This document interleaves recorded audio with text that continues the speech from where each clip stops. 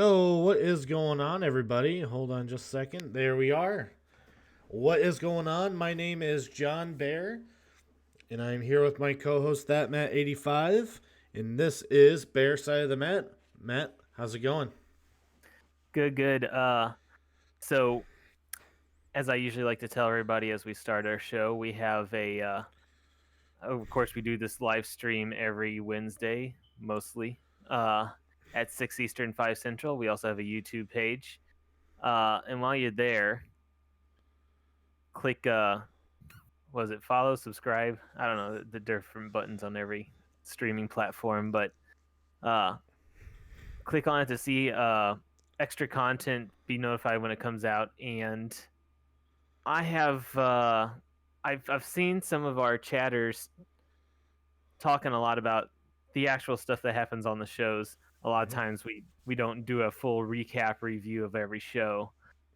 We skim news topics, and sometimes there's something that's really interesting that happens during the show. We go over it. But if you want to see more discussions of what's actually happening on the show, I can. In fact, you and me both can start putting up some singles stuff on our YouTube page for that kind of content.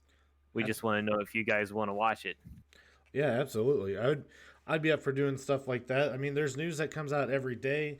We can expand on it on our podcast, but it's fun to kind of talk about that kind of news, as it breaks. If it breaks while we're not at work and stuff like that, or we can talk about it the next day. Either way, and then some news will probably be interesting to me. Some probably be interesting to Matt. Um, so yeah, I mean, let's. I Speaking mean, of which, we kind of have good top timing for today with a breaking news story that at least I found out this afternoon. what's But we'll that? get to that later. Oh, we have a breaking news story. Do we really? The Marty Jannetty thing, wasn't that pretty recent? I mean, that was today.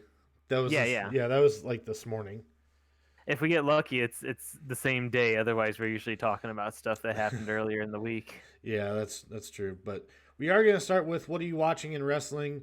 You guys in the chat, you guys can play along if you guys have been watching anything in wrestling recently. Make sure to let us know in the chat what you guys have been watching. Unfortunately for me, I haven't been watching all too much over the past week. As you guys have probably seen, I've been streaming a lot more. Some MLB The Show late at night, so I usually don't watch as much in the afternoon. Um, so unfortunately, I haven't been watching as much. I've been kind of catching up on, news topics every once in a while. So I'll watch What Culture Wrestling on YouTube, and then Wrestling with Regret, who did have a really good review today of SummerSlam 1998. So that's a good retro show to kind of look back on. There's a couple Yeah, good I things need to that check happened, that out later. but can't say I actually watched that show. I didn't even know that he had that going on today. But that was kind of a cool upload. The Highway to Hell build up on that one was kind of cool. So that was kind of cool to revisit that one. Well, I got hyped by No DQ hyped me up for Raw, and I actually watched the entire episode, which I haven't done for a couple of weeks. Yeah, Which is, you know, in the way I was hyped up for it was being told that it was kind of a mess in direction and taping, and they weren't sure how it was going to look. So I was like, okay, let's watch this and see how weird it is. And it was pretty weird. We're gonna go over the Raw Underground later, but also we had let's start with Banks fighting Baszler. I don't remember if it was a title match or not, but I was like, wow, yeah, this is a cool match. I want to see this. Baszler's back in action, and she's taking on Banks, who I don't love, but she's the title holder right now, so she's legit, at least kayfabe wise.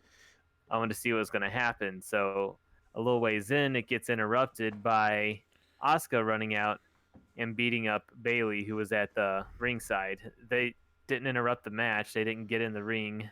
Bailey wasn't a part of the match, and neither was Asuka. But as soon as that happened, they threw the match out for some reason. yeah. I read about this, and Not really explained. I saw a lot of I was following along with the blog on Scott Keith's blog. What's up, Corey? How you doing tonight?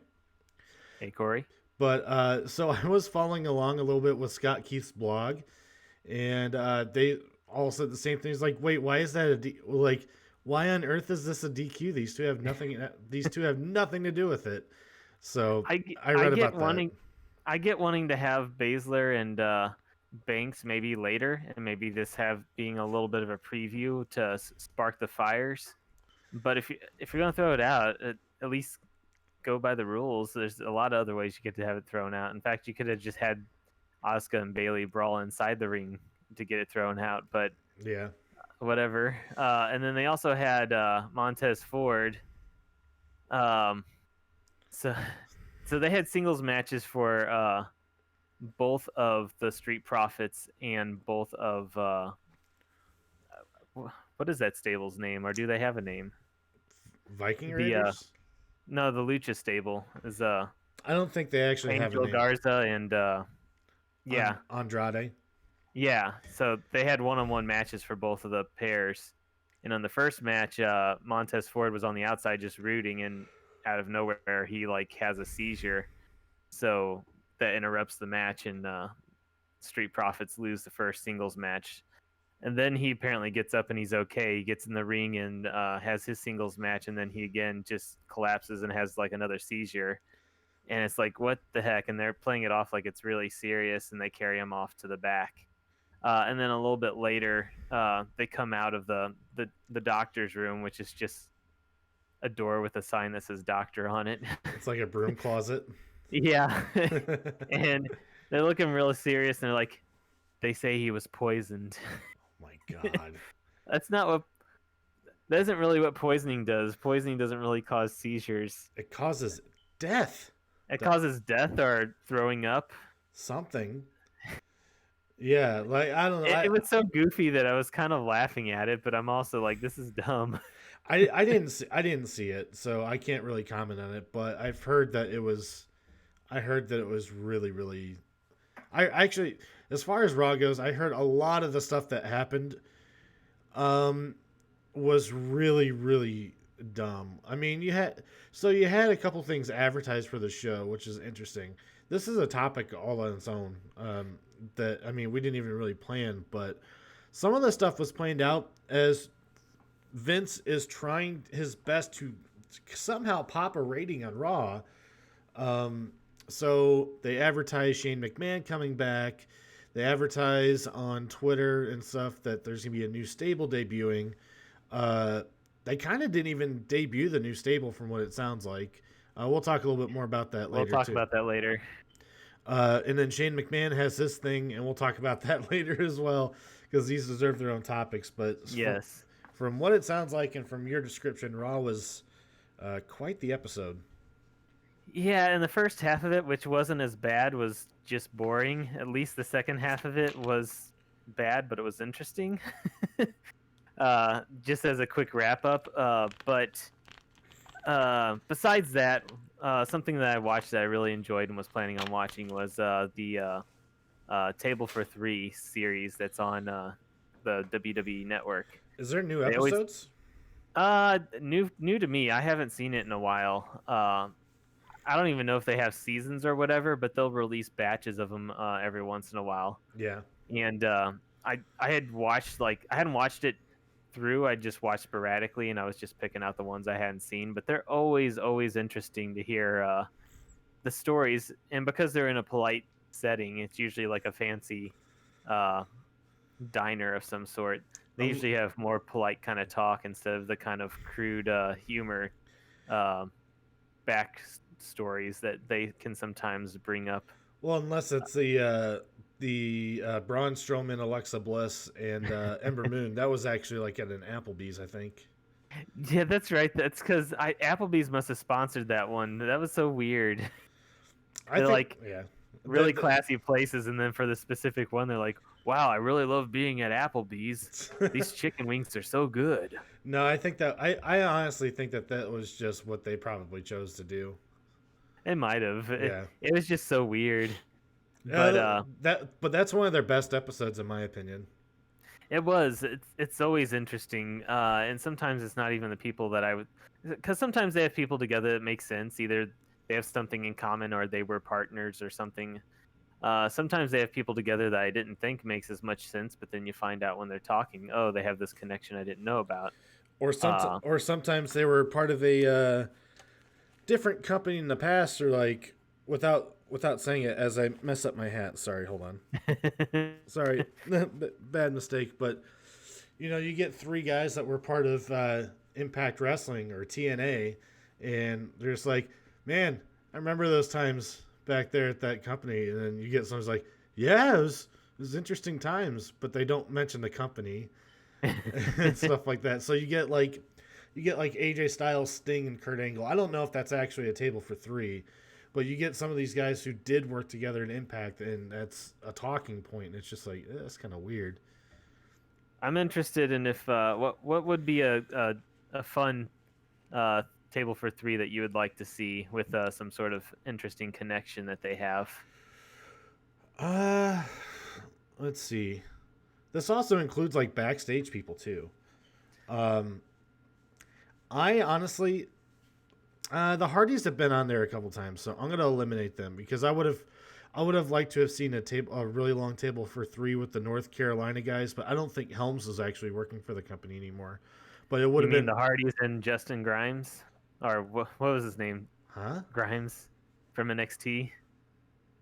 Cameron Grimes? Cameron Grimes. There we Yeah. go. I was like, Sorry, I I knew don't know if somebody in that's high school named Justin Grimes, and now Yeah. I get his face stuck in my head whenever it's dumb. No, Sorry. I was say I don't understand the connection with that one with Cameron Grimes. He's from but- North Carolina also. Oh, okay. And now that I think about it, Matt Hardy is part of AEW, so that's not happening.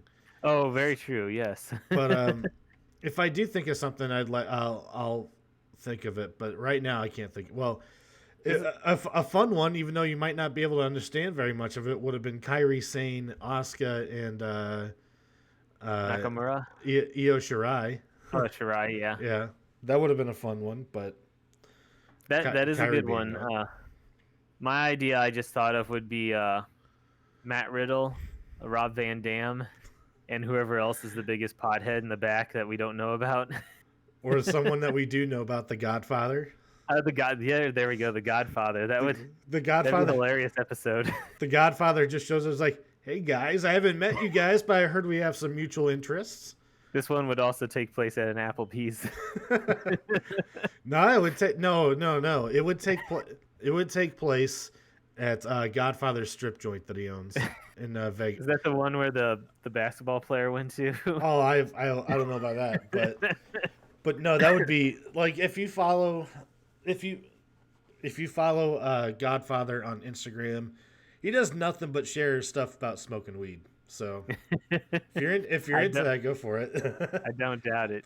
But Anyways, though. But I mean, if you watch him on Dark Side of the Ring too, like a lot of his stories are just pretty much just like the Buffalo stories. Just like it's like I'll be honest with you, I was supposed to fight Bart Gunn and I fought him and I underestimated him, and I did get high in the back, but my wife said that it's like, oh, you got beat up because you got high. I'm just like, I get high before every show, so that did make a difference. But he's a realistic dude for who he is and who his career was. He's flat out about himself and about everyone else, and he doesn't come off as either being too conceited or trying to put anybody else over. He's just realistic. Well, the couple interesting things about Godfather that I find, one, again, he's completely transparent. Like he's all about the smoke and the weed and everything like that. He's all about that stuff. So that's something you'll get with him. Two, I think from what it sounds like, he is a legit like badass tough dude. JR has always talked about him being a real tough guy, real big guy and stuff like that. And if you're choosing so many guys that from the industry that would have your back in a bar fight, then Charles Wright, the Godfather, he would probably make that list. I mean, a lot of people list like Haku and stuff like that. And I don't know if he's put himself into that kind of territory because Haku is on he's on a list of his own whenever it comes to legendary tough guys. But and then the other most interesting thing is that he's like one of Undertaker's best friends in the in the backstage area. Like I don't know if you recognize one of Undertaker's tattoos is BSK, and if you notice that it's like right on his stomach, right like right underneath his across his abs. but it says BSK, and that stood for Bone Street Crew, Oh and yeah. that is part of the crew that he had backstage. You know, like back in the mid '90s, you had the Click, and then you had BSK, and from what it sounds like, BSK had guys like Undertaker, Godfather, and Yokozuna and stuff like that. So very interesting group of guys. But I mean, from what it sounds like, they're all cool with each other though, so that was kind of cool. It is because there's that famous picture of them all hanging out, and it's got uh Paul Bearer like in the front of the picture looking weird, and it's kind of a bunch of people that you wouldn't think hang out, but apparently they're all cool with each other. Paul Bear, Triple H, Razor, like all the Click and everything like that. But yeah, man, Godfather is one of the more interesting guys in wrestling too. Anyways, though, so that's my little what I've watched this week. If you haven't seen the Table for Three, it's probably part of the the free part of WWE Network if you're not paying for it. There's a tier for it now? I had no idea because Yeah, I've been paying for it the entire time, but still. yeah. If you don't have one, you can get some stuff for free. It's mostly older content or a bit of newer content that's just really laying heavy on advertising itself. Gotcha. But if you want the good stuff, you pay for it, of course. So we switch gears here. We go from one interesting individual from the Godfather, who, from what sounds like, is not actually hurting people or anything like that, to another guy who has gotten himself into a little bit of the news today, and that is former rocker Marty Jannetty. Marty Jannetty was tag team partners with HBK Shawn Michaels. He has had a bit of a history recently, within the past couple of years, of some very odd, some very odd Facebook posts about hooking up with women. Who I'm not sure. I'm not sure if it's like not of age or if it's like blood related family member or something. Don't even know, but some weird stuff back then, and it got even weirder today, where not even gonna tell you what was said in the post, but the too long didn't read version of it. If you guys can find it, it should be all over Twitter. Apparently, he was trending this morning or this afternoon. So Marty Jannetty apparently, well, I think the only way to really interpret this, unless Marty Jannetty is a literal magician, is that he killed a guy, and now the police are investigating him, or at least from what it sounds like, the police might be investigating him. So, yeah, essentially, he said that some dude came on to him, and then he made him disappear. Kind of a messed up story, to be 100% honest with you. So, Yeah, yeah, it's kind of sad with Mari. Well, for many reasons, but Mari Jannetty was my favorite half of the Rockers. that's a bold take. Yeah, I know. I'm not a huge fan of HBK. I'll say that in general, but I loved the Rockers as a kid, especially Mari Jannetty, and I liked his comeback he had. Uh, but yeah, since he's retired, um, he's put a lot of weird stuff to print, I guess, on Facebook or whatever other platforms he uses. Yeah, and today he said basically that he was in a club when he was 13 and a gay person did a favor for him and then took him to the back alley of the bar that they're in, and he said that he thought that he was going to uh, do gay stuff to him, so he made him quote unquote disappear, and then also named the river that you would be able to find him in if you searched now. It's not funny. I don't mean to laugh. It's just It's not funny. there's not much you can do besides that, though. It's weird that you would say something like that, like whether you did it or even if you didn't. Like there was no context where he's like trying to impress someone or whatever. It's just Yes, there some sort of. was. Oh, was there? Okay, Yeah, I didn't read the context it was in then. It was something like that, but I can't remember it. It's like I said, it's not really it's not really worth saying it on here. Like you said, he has a history of doing really iffy things. At least saying that he's doing really iffy things. He's also put down a lot of stories about how messed up he is right now, either from drugs or like the kind of what would you call that? Recreational drugs I or haven't. hard drugs that he needs for painkillers and stuff, and just how messed up his body is. Uh, I think he's said that it's possible he has CTE and stuff. So it's hard both to wonder if he's taken it, if this stuff he's putting out is being caused by wrestle injuries or if they're legit. But I don't know. I don't know. I'm not gonna say I think it did happen or didn't happen or whatever. Yeah, If they do search for it and find somebody, and then I think he's gonna be in trouble, whatever state he's in right now. yeah. I mean, it could end up being like a Jimmy Snuka situation where he wasn't fit to stand trial. Although he wasn't as old as Jimmy was whenever he went to trial. But either way, again, don't mean to laugh at it. It's just like if you read the post, you read it and it's just like it's almost hard to not have a reaction kind of similar to that because you read it, it almost reads off like it's like a freaking like parody of something or like a movie quote or something stupid. But whenever you see this guy's history, it's like, oh, this is kind of normal behavior for him, which is really really sad. Yeah, Uh, it's shocking. It's a shocking thing to see, and it's so shocking and unrealistic. It's hard to take serious.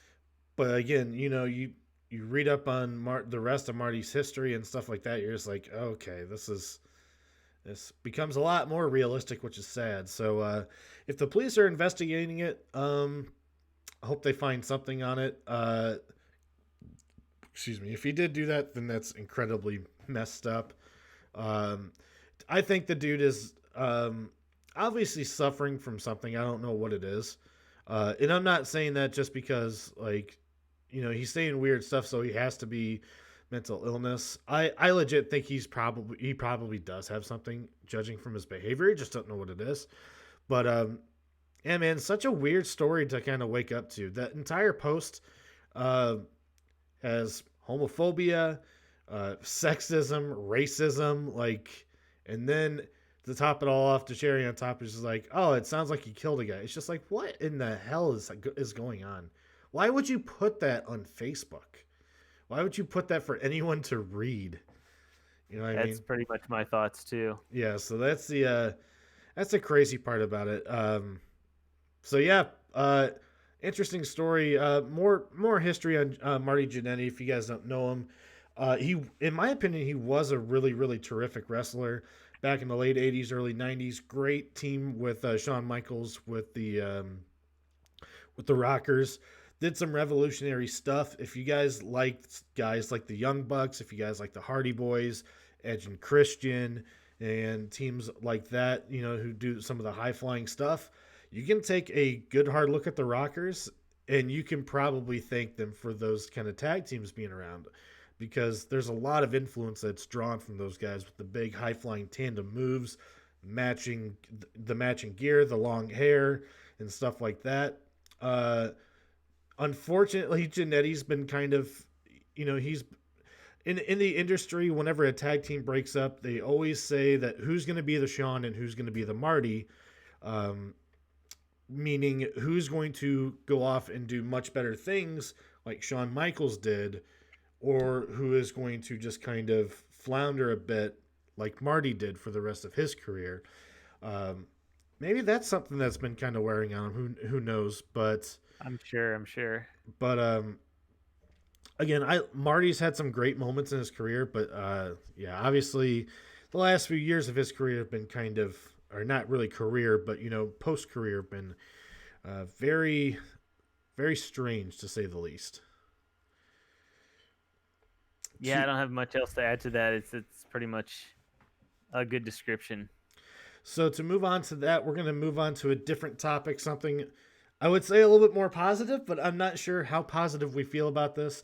We are going to speak a little bit on a new concept that was introduced on Monday Night Raw called, was it Raw Underground or WWE Underground? or is it Raw No, Underground? they kept saying Raw Underground. Okay, so it's Raw Underground, and it looks like Vince McMahon is catching up with this pop culture a little bit too late and just watched Fight Club. I heard a lot of That people saying. is definitely the first thing that popped into my head was Fight Club. And it's not like exactly like Fight Club, but it's close enough. Um, I described it as a mix between Fight Club and MMA. It was like the scene that it had was very Fight Club, except even up a few notches where there's a wrestling ring. It still has the post because the posts hold the ring up, Hmm. but there's no ropes on it, and it's in. It looks like it's in a bar that has been hollowed out where everything's dark and darkly lit. There's a ceiling. It's really close to the I guess it's a lower ceiling. It's not like a stadium where it's just up super high. You can't even see it. It's kind of a closed-in area. It's not really big. There's a Is there a giant fan like in the performance center? that would be dangerous. there was a there was a platform where they had three stripper-looking girls dancing constantly. Yeah, Uh, I didn't even catch that in the YouTube video, but I heard about that and it's like, what the hell? Probably cut that from the YouTube video. Maybe so, maybe so. And the kind of fights they had, they would just have random people up, and the fights usually weren't like wrestling moves or time to breathe or rest holds or stuff like that. It was like two people came at each other. Usually one person was obviously bigger than the other person, and they would just beat up on them with like punches and knee shots and takedowns and chokeholds until somebody tapped out. Right. They had showcased one dude who looks like it's going to be somebody that they are going to showcase. It was Baba Tunde, wasn't it? I don't remember the name, so maybe he was one of the really random entrants for the Greatest Royal Rumble a couple years ago in Saudi. What's up? aha. What's up, Nick? How you doing? Yeah, it's in the performance center. I was just asking about the fan. Like if it's this like if you watch Raw or watch most of those shows, you can see like the really big fan near the entrance. So I was wondering if it had that in there too.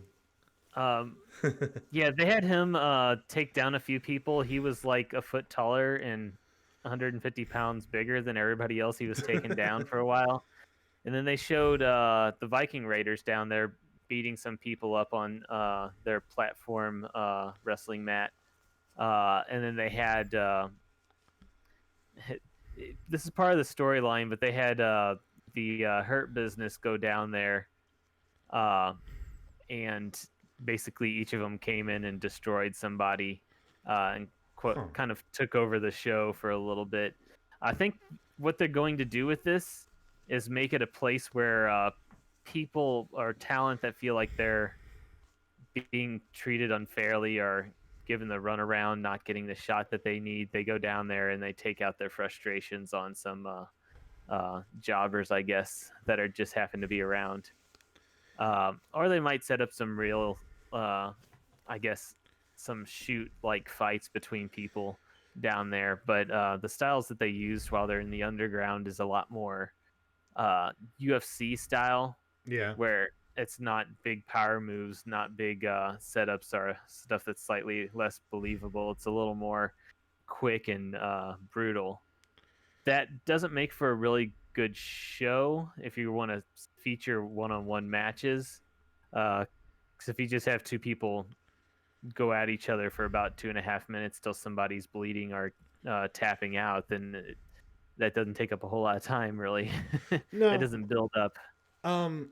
The thing I'm wondering about this is this whole thing, like from what I could tell, Baba Tunde was, well, besides Shane McMahon, Baba Tunde seemed like he was a big focus of it. Like he was going to be the big, like it kind of reminded me of the Lance Archer vignettes that we see in AEW where he's beating up these little people in this like random town or whatever, and not necessarily like he wasn't beating up these guys who look like they would be a threat to him. And it's the same thing with Baba Tunde. He was like beating up these dudes who looked so tiny compared to him. but it looked like something that was designed to kind of get him over.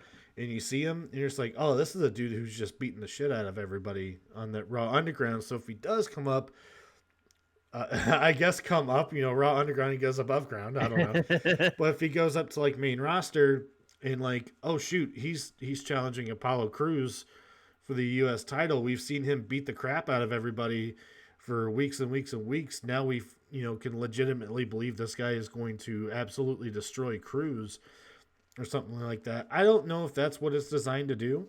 If it does get somebody over, then fantastic. But I've heard a lot of people comparing this to like Brawl for All. I Just don't think good. it's like Brawl for All. Honestly, I don't. Uh, Now we have to see this play out for a few weeks too. We definitely do. Just for right now, I'd say there's really no comparison. There isn't any comparison. Like, I guess the Underground is supposed to be kind of like it's a shoot fight, but Brawl for All like literally was a shoot fight. Yeah. Brawl for All was like boxing with a little bit of grappling mixed in that they could do if they wanted, but they generally didn't. No, The Underground is more of just MMA. Some of them use the takedowns, but not a lot. Yeah, I knew there were a few like that. Yeah. That's why I said I think this is, and I think people are saying it's like Brawl for All in the same way that I'm saying that it's like MMA, or UFC. What I say? So for Babatunde, they did like 4 segments of this Raw Underground where they came back like it was its own little thing. Like it was still going on. Yeah, it's supposed to be going on when they weren't watching it. It's like the commercials for Raw Underground was regular Raw. So whenever they came back, they had like a different focus, and Babatunde was one of them. But they went through that pretty fast, where they just had him destroy like 4 different people that got up really fast. Yeah. But then after that, he wasn't there anymore. So they had the one segment where I guess they had a segment where they kind of introduced it, and they just had 2 random people that were choking each other out at different times. Yeah. Then they had Babatunde. Then they had the segment with the Viking Raiders beating up people. And then they had the segment where the Hurt Business came down and beat up people. That was the 4 Raw Underground segments. I think that they could do well with this if they do the right stuff. And apparently I'm not the only one. I bring this up because CM Punk apparently officially commented on it, saying that he thinks it's an amazing, cool idea if they do the right thing and make it super brutal. Yeah, CM Punk seemed, from what I could tell, his comments seemed to be very, very positive on it. Well, with Punk, I can't tell if it's sarcasm or not. But yeah. Wait, what did Dolph Ziggler do? What's up, game? Was Ziggler part of this too? Was he? I almost want to say he was now, but I don't remember. Like if Dolph Ziggler is part of that, like Dolph was a legit amateur wrestling guy for he was. For he was part of one of the. I think he was part of the first segment where he beat somebody up. Yeah, like they had some random people going at each other on the first segment, and then he shows up, and Shane was like, "It's Dolph Ziggler. He's the winningest person from Kent State," and they had him like take out 2 people really quick. Interesting. That is true. I forgot about that. He would be good person to have on there. Like the roster that they're trying to build up, like they did with the Viking Raiders, is people that maybe had a tough outlook on them when they first came in, and then kind of went into goofy segments like the Viking Raiders did, or Dolph Ziggler, who's supposed to be tough, but he keeps like losing really bad. Gotcha. So this might be a way to take somebody that is supposed to have a tough attitude and get them back into that tough type of character, I guess. Yeah. If they can use it this way, or if they can just have it be its own thing where they do a good job with these shoot style fights or UFC style fights, I think it could be I think the idea is there for it to be good. It's just a matter of will they do a good job with it or not. It's just the execution. That's a lot of times the problem, unfortunately, but we'll see. That's all I can say, I guess. Yeah, from what I can tell, the reaction to this online did not seem very positive.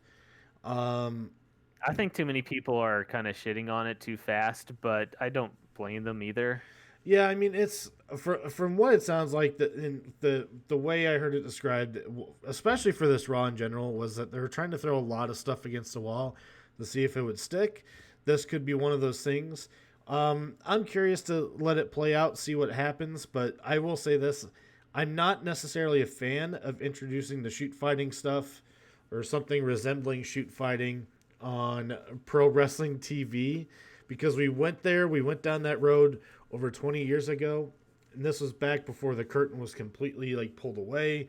Um, and now it's just I don't know how well. I mean, it has to be executed well, obviously. I mean, much like everything, but it could be okay. I'm willing to give it more than a week